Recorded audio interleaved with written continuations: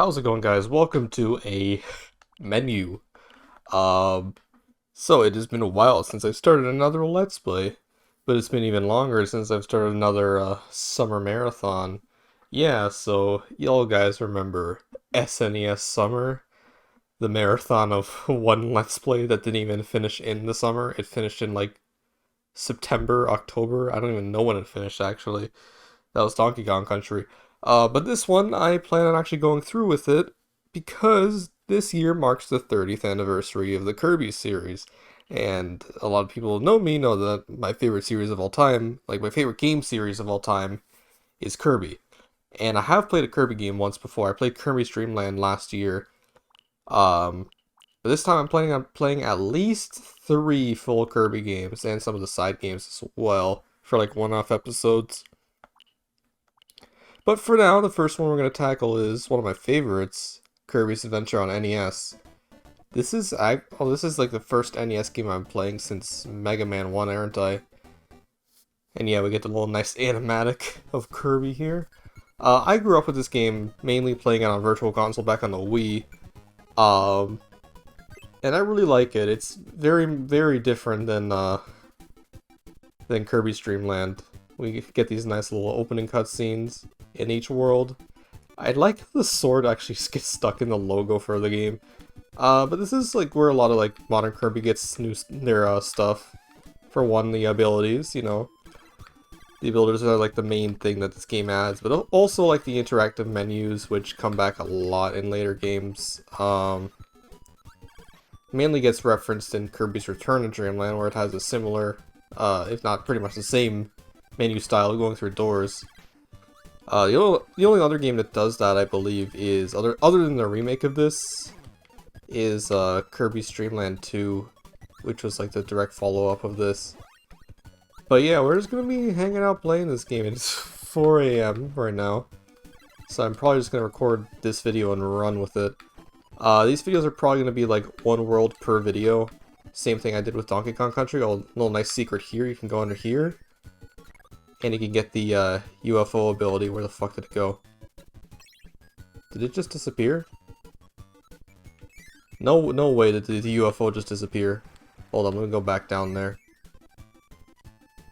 It just disappeared. Damn, hold on. I actually want to show the UFO, so I'm gonna break my rule of using rewinds and actually use it here. Yes, I'm playing this on the Switch Online version. I could be playing the 3DS version, which is technically better, but I wanted to show you guys kind of like the authentic experience, and this is like the easiest way I could record it, without setting up like Citra to play the 3DS version of it.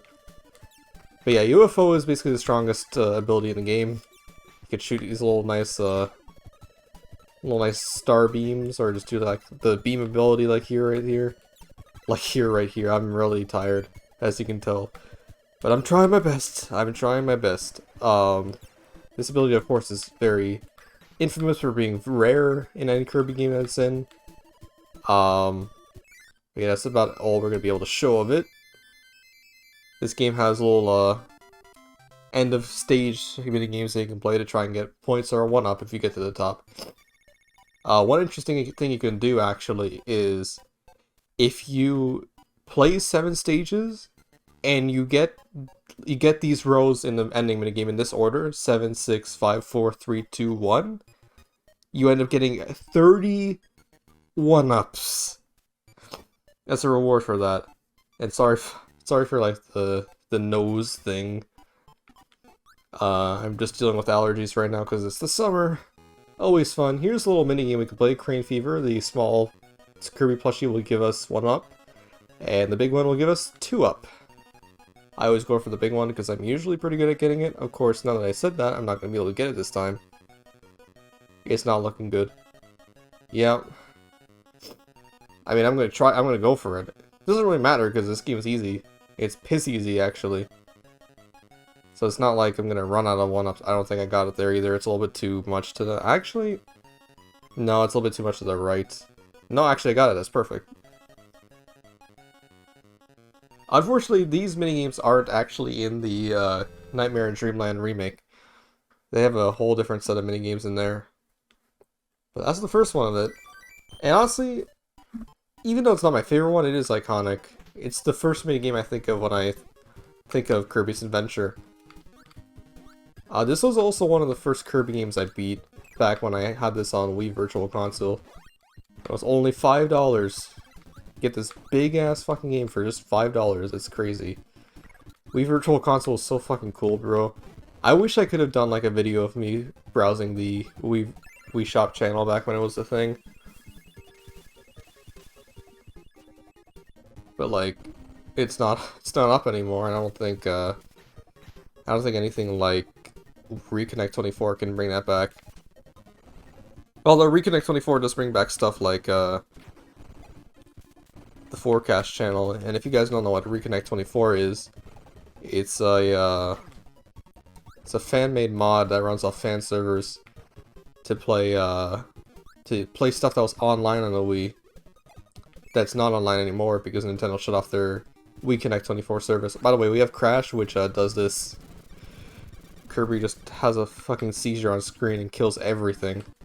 Also, the mini boss we just fought was Poppy Pro Senior, who showed up. I think he was the first mini boss in. Yeah, he was the first mini boss in Dreamland. And he's the first mini boss here. Of course, usually when I think of Poppy Pro Senior's like mini bosses, I always think of like Superstar Ultra. Just because that game has a really nice selection of bosses. Well, not all the bosses are good, but I always remember the bosses from that game because it was the first Kirby game I ever played. God, I should Let's Play that one too. I'm gonna Let's Play Superstar eventually. I have been planning on Let's Playing it with Seeker for a while, the 2-player version. But I'm also gonna do Ultra on a separate Let's Play. Even though it's a remake, it does have a lot of extra content. Easy 1-up, let's go. Let's go, boys. Alright, I'm hoping I could actually time this Let's Play to come out at a certain point. Because I want, like, another Let's Play to come out right after that that's pretty important. At least, to me, that is. You guys will probably see it very soon. Fuck, I want sword! Give it to me, thank you. Thank you! Oh my god, really? Okay, I should probably not use the fucking stick. Because I'm using my Pro controller right now. I wish I had, like, one of those, NES controllers for Switch. Unfortunately, I don't have them because they're like, what, $60 for 2 of those? I'll probably end up getting the Super Nintendo one, actually, because there's a lot of Super Nintendo games I'm planning on Let's Playing. Mainly, obviously, Kirby Superstar, Super Mario Worlds, Mario RPG if that ever comes to Switch. And, fuck you. And Super Metroid. Also, new ability, we got Fireball. In other games, it's called Burning, but I guess it's just called Fireball in this game.